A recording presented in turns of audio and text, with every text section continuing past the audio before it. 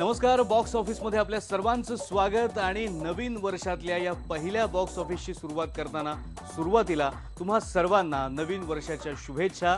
या नवीन वर्षात तुम्हा सर्वांना उत्तमातले उत्तम सिनेमे बघायला मिळोत अशी अपेक्षा करतो आणि आजच्या बॉक्स ऑफिसला सुरुवात करतो. आजचा हा आठवडा जो आहे पहिला आठवडा 2015चा मराठीसाठी नक्कीच मोठा आहे, कारण लोकमान्य एक युगपुरुष हा एक मोठा सिनेमा या आठवड्यात रिलीज झालाय.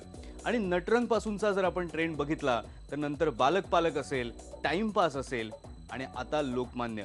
पहिला आठवडा हा शुभदायी ठरलाय मराठीसाठी. आणि जसं मी सुरुवातीला म्हटलं की हा सिनेमा मोठा आहे, मोठा या अर्थाने कारण लोकमान्य टिळक या मोठ्या आणि महान व्यक्तिमत्वावर आधारित हा सिनेमा आहे आणि बजेट सुद्धा मोठा आहे आणि तांत्रिकदृष्ट्या सुद्धा खूप महत्त्वाचा सिनेमा आहे. म्हणजे नेमकं काय ते आपण बघणार आहोतच, कारण या आठवड्यात हाच एक मोठा सिनेमा, महत्त्वाचा सिनेमा. याशिवाय आपण आजच्या बॉक्स ऑफिसमध्ये बघणार आहोत. आता वर्ष तर सुरू झालंय, पण पुढे वर्षभरात आपल्याला नेमकं काय काय बघायला मिळणार आहे, 2015चं आकर्षण नेमकं काय ते सुरुवात करूयात आपण अर्थात लोकमान्यपासून. लोकमान्य हा खरं तर जीवनपट नाही, लोकमान्य टिळक यांच्या आयुष्यातील ज्या महत्त्वाच्या घटना आहेत त्यांच्यावर आधारित हा सिनेमा आहे. पण अर्थात त्यांच्या जीवनातला काही भाग या सिनेमात येतोच. जीवनपट हा तसा मराठीमध्ये सर्वात कठीण प्रकार मानला जातो. आता गेल्याच वर्षी काही जीवनपट आपल्याला बघायला मिळाले होते, पण नायकाचं जे कर्तृत्व आहे ते मोठ्या पडद्यावर सिनेमाच्या भाषेत सादर करणं हे क्वचितच जमू शकलेलं आहे. याचं सगळ्यात मोठं कारण बजेट. इतिहास काळ उभा करणं यासाठी भव्य सेट्स लागतात, VFX इफेक्ट लागतात, याची सगळ्याची किमया साधावी लागते आणि हे सगळं मोठ्या बजेट अभावी शक्य नसतं. त्यामुळेच मराठी जीवनपट हे केवळ विचार पोचवण्यापुरतेच पुरतात. भाग मिल्खा भाग सारखी लार्जर दॅन लाईफ अशी इमेज मराठीत साकारली जात नाही. पण या नवीन वर्षात लोकमान्य या सिनेमाने हे चित्र किंवा हा समज पूर्णपणे बदलून टाकलेला आहे. लोकमान्यांचे तेजस्वी विचार आणि त्यांचं धगधगतं कर्तृत्व दाखवण्यासाठी तेवढ्याच तोलामोलाचा सिनेमा साकारणं हे अतिशय गरजेचं होतं. लोकमान्य सिनेमाच्या टीमने तांत्रिकदृष्ट्या पैकीच्या पैकी गुण मिळवलेले आहेत, हे अगदी नक्की. अर्थात इथे सुरुवातीलाच मी सांगितलं त्याप्रमाणे ही काही बायोपिक नाही, हा काही जीवनपट नाही, तर बाळ गंगाधर टिळक हे लोकमान्य टिळक कसे बनले हा प्रवास नेमक्या कोणत्या घटनांमधून झाला त्याची ही गोष्ट आहे. या सिनेमाचं वैशिष्ट्य हे की यामध्ये लोकमान्य टिळकांना लार्जर दॅन लाईफ इमेजमध्ये दाखवलं असलं तरी त्यांचं कर्तृत्व आणि त्यांचे विचार हे त्यांचं माणूसपण सुद्धा अधोरेखित करतात. त्यांना इथे देव बनवलेलं नाही, तर प्रतिकूल परिस्थितीत एकटा माणूस आपल्या जाज्वल्य वाणीनं समाज एकसंध बनवण्यासाठी काय काय करू शकतो याचं प्रेरणादायी चित्रण यामध्ये आहे.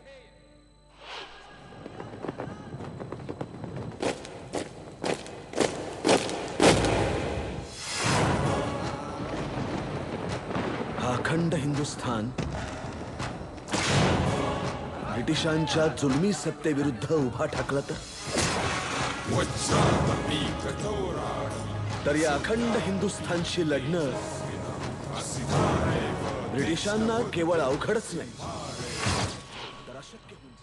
न्यू इंग्लिश स्कूलची स्थापना, केसरी मराठामधले दिवस, वैचारिक शत्रू असले तरीही जीवाभावाचे मित्र असलेले गोपाळ गणेश आगरकर, सार्वजनिक गणेशोत्सवाची मुहूर्तमेढ, पुण्यातली प्लेगची साथ, जनरल रँडच्या खुनाच्या कटामध्ये सहभाग असल्याच्या आरोपावरून मंडालेमध्ये रवानगी आणि तुरुंगात गीता रहस्य लेखन, या घटनांमधून लोकमान्य टिळक यांचं कर्तृत्व हे ठळकपणे दर्शवण्यात आलेलं आहे.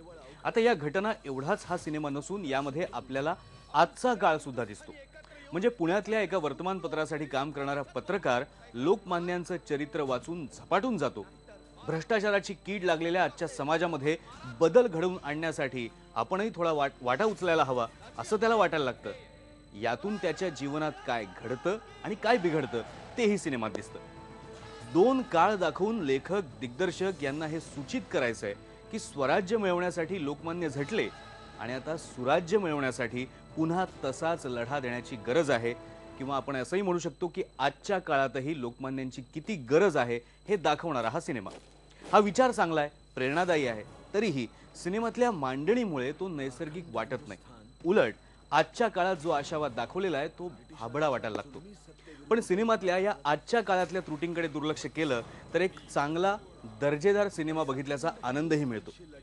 लोकमान्य टिळक यांची विचारसरणी नेमकी काय पद्धतीची होती, जहाल विचारसरणीचा गाभा काय होता, या गोष्टींचं आकलन नक्कीच होतं.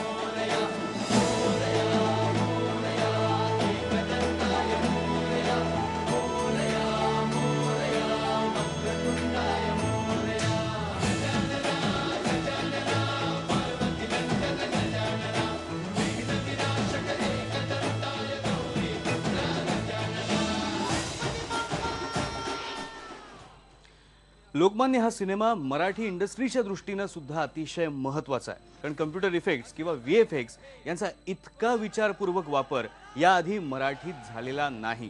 त्या अर्थाने ही एक नवी सुरुवात आहे असंही म्हणता येईल.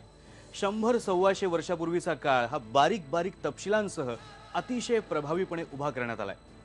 अगदी तसंच रंगभूषेबद्दलही सांगता येईल. विक्रम गायकवाड यांनी मेकअप तंत्राची कमाल पुन्हा एकदा लोकमान्यमध्ये दाखवून दिली.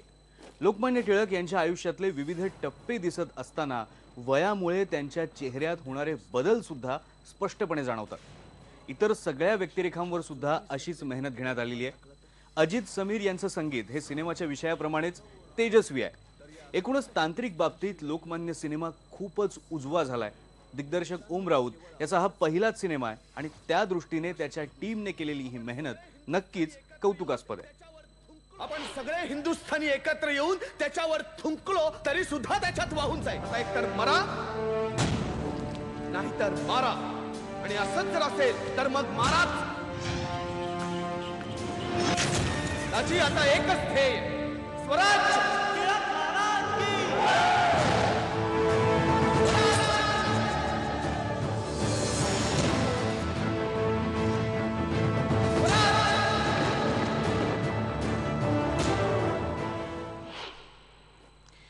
चिन्मय मांडलेकर आणि प्रिया बापट हे आजच्या काळाचं प्रतिनिधित्व करतायत. त्यांच्या वाट्याला जे प्रसंग आले ते त्यांनी चांगले निभावलेली आहेत, पण त्यांच्या व्यक्तिरेखाच या जरा बोथट असल्यामुळे त्यांच्या कामाचा फारसा प्रभाव पडत नाही. गोपाळ गणेश आगरकर यांच्या भूमिकेत आहे समीर विद्वांस. लोकमान्यांबरोबर असलेली आगरकरांची वैचारिक लढाई, लोकमान्यांसोबत असलेलं भावनिक नातं अशी काहीशी आव्हानात्मक भूमिका समीरने चांगली साकारली. दामोदर चाफेकरच्या भूमिकेतील प्रशांत उथळे, दाजी खरेंच्या भूमिकेत अंगद म्हस्कर या सगळ्यांचा अभिनय सुद्धा उत्तमच झालाय. सर्वात कळस आहे तो सुबोध भावेचा. सुबोध हा अक्षरशः लोकमान्यांची भूमिका जगलेला आहे. सुबोधच्या आतापर्यंतच्या कारकिर्दीतली ही सर्वोत्तम अदाकारी म्हणता येईल. म्हणजे विक्रम गायकवाड यांनी भले सुबोधच्या चेहऱ्याला आकार दिला असेल, पण त्या पलीकडे लोकमान्य साकार करणं हे अतिशय अवघड आव्हान हे सुबोधने अतिशय मेहनतीने पार केलेलं आहे. एकंदरीत दमदार अभिनयासाठी आणि सगळ्यात महत्त्वाचं म्हणजे लोकमान्य टिळक यांचे विचार नेमके काय होते ते जाणून घेण्यासाठी, समजून घेण्यासाठी आवर्जून बघावा लोकमान्य एक युगपुरुष.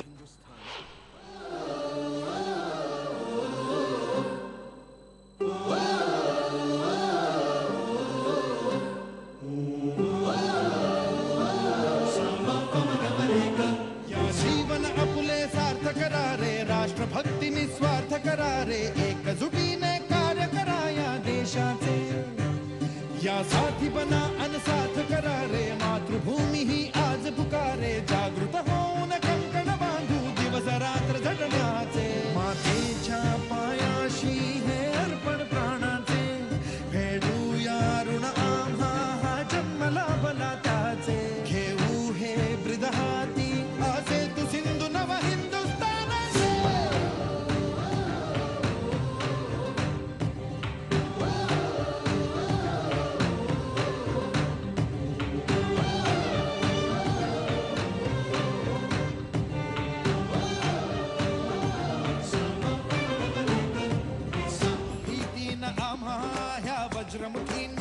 तळभेदू सीमा न कुठली हुंकार असा गगनाला छेदू ठाम निश्चय हा दुर्दम्य आमुची इच्छा शक्ती हृदय पोलादी ना सोडी कधी राष्ट्रभक्ती मातेच्या पायाशी हे अर्पण प्राणाचे खेळूया ऋण आम्हा हा जन्म लाभला त्याचे घेऊ हे ब्रिदहाती असे तू सिंधू नव हिंदुस्थानाचे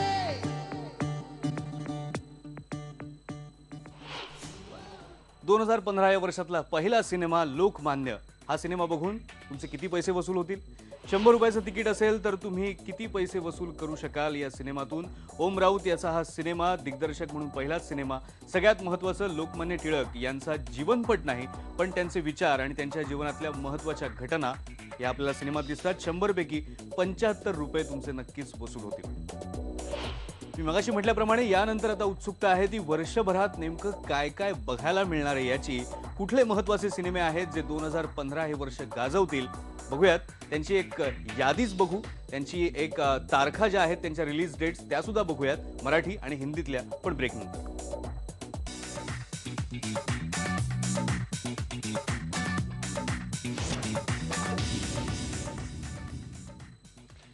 नवीन वर्ष सुरू झालं की उत्सुकता असते की या वर्षात कोणते सिनेमे आपल्याला बघायला मिळणार आहेत किंवा नेमकी कोणत्या सिनेमांची उत्सुकता या वर्षी आहे. त्या सिनेमांची माहिती आता आपण घेणार आहोत. सुरुवात करूयात मराठीपासून. लोकमान्य हा सिनेमा तर रिलीज झालेला आहे पण आता यानंतर उत्सुकता आहे ती 16 जानेवारीला रिलीज होणाऱ्या क्लासमेट्स या सिनेमाची. दिग्दर्शक आहे आदित्य सरपोतदार, ज्याने यापूर्वी नारबाची वाडी हा सिनेमा दिग्दर्शित केलेला होता. यामधले जे कलाकार आपण बघितले तर स्वप्नील जोशी वगळता दुनियादारीची टीम आपल्याला यामध्ये दिसणार आहे. अंकुश चौधरी आहे, सई तामणकर आहे, सोनाली कुलकर्णी आहे, सचित पाटील, सिद्धार्थ चांदेकर, सुशांत चेलार असे सगळे कलाकार यामध्ये असतील. आणि एवढ्या तगड्या स्टारकास्टमुळे खूपच उत्सुकता या सिनेमाकडनं सुद्धा आहेत. लगेचच पुढच्या आठवड्यात म्हणजे 23 जानेवारीला रिलीज होणार आहे बाळकडू हा सिनेमा. हा सिनेमा म्हणजे बाळासाहेब ठाकरे यांचा जीवनपट आहे की नेमकं काय आहे याबद्दल सुद्धा अनेक तर्कवितर्क आत्तापासून लढवले जात आहेत. ज्यामध्ये कलाकार आहेत उमेश कामत, शरद पोंक्षे, नेहा पेंडसे. त्यानंतरच्या आठवड्यात म्हणजे 30 जानेवारीला रिलीज होतोय एक तारा. अनेक महिन्यांपासून हा सिनेमा रिलीजच्या प्रतीक्षेत आहे. दिग्दर्शक अवधूत गुप्ते, ज्यांनी यापूर्वी मोरया, झेंडा असे सिनेमे बनवले होते. यामध्ये संतोष जुवेकर एका अतिशय आव्हानात्मक भूमिकेत आहे जे आपल्याला प्रोमो बघून लक्षात येते. तेजस्विनी पंडित सुद्धा यामध्ये आहे.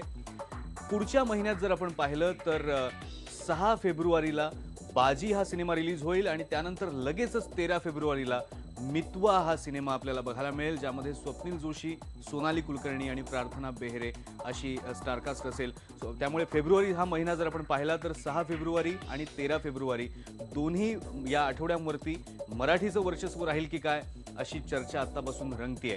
कारण बाजी हा सिनेमा जो आहे तो श्रेयस तळपदे अनेक दिवसांनंतर मराठीत हिरो म्हणून येणार आहे, सुपर हिरो म्हणून येणार आहे. एक असाच वैशिष्ट्यपूर्ण सिनेमा किल्ला, ज्याने आत्तापर्यंत जगभरामधल्या फिल्म फेस्टिवलमध्ये अनेक अवॉर्ड्स घेतलेले आहेत, अनेक फेस्टिवल्समध्ये त्याचं कौतुक झालेलं आहे. तो सिनेमा मार्च या महिन्यात रिलीज होऊ शकतो. ज्याचे दिग्दर्शक आहेत अविनाश अरुण आणि यात कलाकार आहेत अमृता सुभाष आणि बाल कलाकार अर्चित देवधर.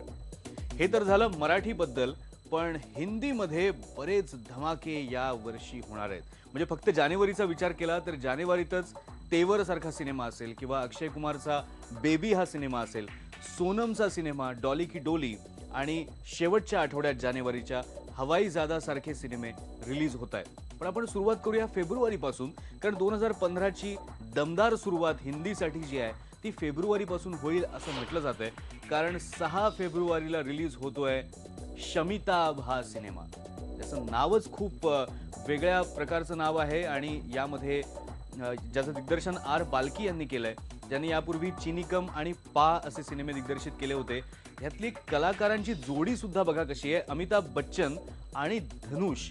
रांझणामधला त्याचा अभिनय जो आहे तो इथे हिंदी आणि बॉलिवूडमध्ये सुद्धा त्याचं खूप कौतुक झालं होतं. सामान्यतः दक्षिण भारतीय नायक हे हिंदीमध्ये हिट होत नाहीत असं म्हटलं जातं, पण धनुषचं काय होतंय हे शमिताभमधून आपल्याला कळू शकेल. फेब्रुवारीमधला पुढचा सिनेमा बदलापूर. हे बदलापूर महाराष्ट्रातलं नाहीये, उत्तर प्रदेशमधलं आहे आणि बदला म्हणजे सूड नाट्य यामध्ये आहे.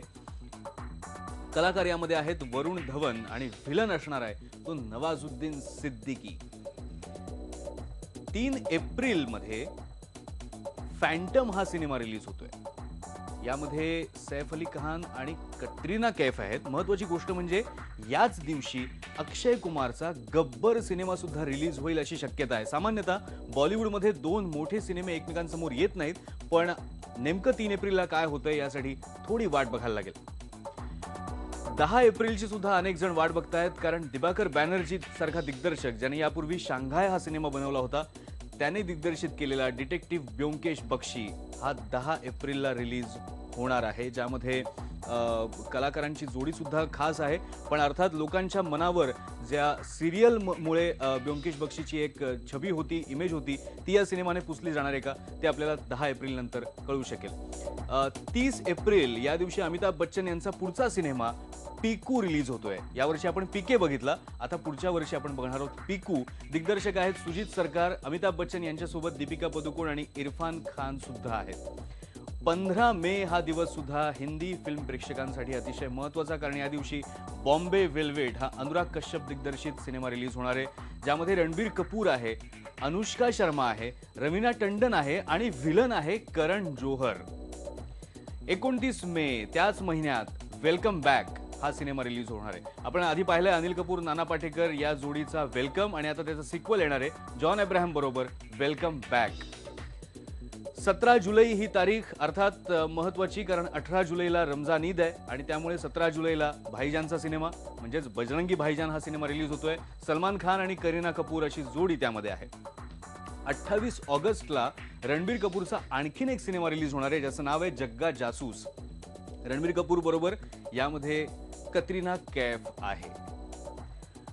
नोव्हेंबर महिन्यात जर आपण पाहिलं तर प्रेम रतन धन पायो हा सिनेमा यासाठी महत्वाचा आहे, कारण यामध्ये सलमान खान तर आहेच, पण त्याचबरोबर सूरज बडजात्या यांनी दिग्दर्शित हा सिनेमा केलेला आहे. अनेक वर्षांनंतर ते दिग्दर्शक म्हणून समोर येत आहेत. मधल्या काळात त्यांनी प्रोड्युसर म्हणून काही सिनेमे बनवले होते.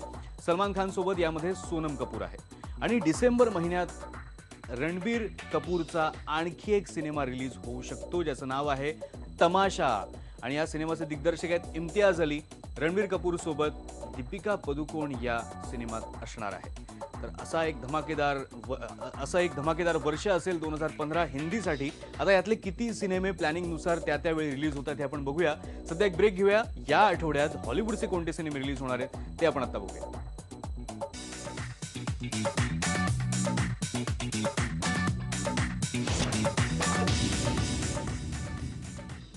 या आठवड्यात हॉलिवूडचे 2 सिनेमे आहेत, आणि महत्त्वाची गोष्ट म्हणजे हे दोन्ही सिनेमे हे दुसऱ्या महायुद्धाच्या काळातले आहेत. पहिला सिनेमा आहे अनब्रोकन, जो प्रोड्यूस केलाय, जो डिरेक्ट केलाय एंजेलिना जोलीने.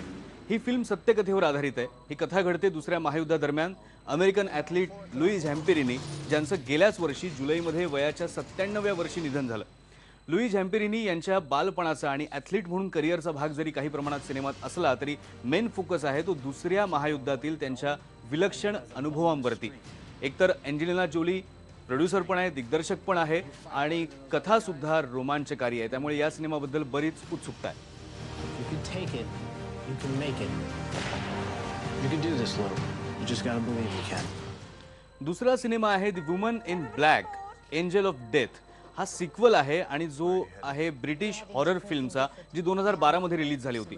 यातला काळ सुद्धा मी मगाशी म्हटल्याप्रमाणे दुसऱ्या महायुद्धातला आहे. लंडनमध्ये प्रचंड बॉम्बिंग जेव्हा सुरू असतं, तेव्हा एका शाळेतल्या मुलांना त्यांच्या एका टीचर सोबत लंडनपासून लांब एका जुन्या बंगल्यात ठेवलं जातं, आणि याच बंगल्यामध्ये हा भयपट घडतो. एक हॉरर फिल्म आहे आणि एक सत्यकथेवर आधारित फिल्म आहे. लोकमान्यम बरोबर या 2 सिनेमांचे पर्याय तुमच्या समोर आहेत, पण अर्थात लोकमान्य आवर्जून बघावा असा सिनेमा या आठवड्यातला.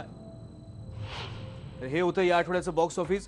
पुढच्या वर्षभरातले सिनेमे कोणते आहेत त्यावर सुद्धा आपण एक नजर फिरवली. पुन्हा भेटूयात पुढच्या आठवड्यात तेवरसह. पहा फक्त IBN लोक.